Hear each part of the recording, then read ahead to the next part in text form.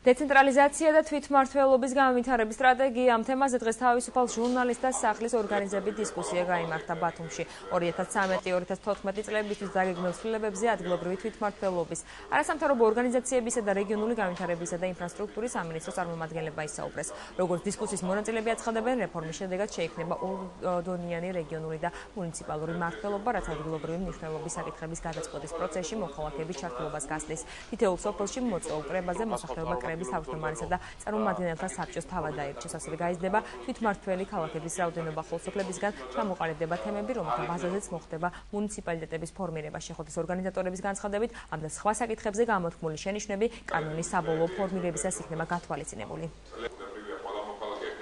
დავიწყოთ განხილვები თბილისში არასამთავრობო ორგანიზაციებთან, განვიხილოთ ყველა რეგიონულ ცენტრში, განვიხილოთ ადგილობრივი თვითმმართველობის წარმომადგენლებთან, პარალელურად მზადდება კანონპროექტები, რათა დახვეწილი სახით შევიდეს შემდგომ პარლამენტში. ეს არის რეფორმა, რომელიც საზოგადოების ფართო მონაწილეობის გარეშე საერთოდ წარმოუდგენელია, რომ განხორციელდეს. თუ თქვა ჩვენ შეგვიძლია რაღაც მაღალ ტექნოლოგიებზე, ან თქო თავდაცვის სისტემაზე ვისაუბროთ ექსპერტების დონეზე, თვითმმართველობა არის ის, რაც ჩვენგანაც ეხება და სწორედ აქედან გამომდინარე აუცილებელია საზოგადოებრივი ჩართულობა.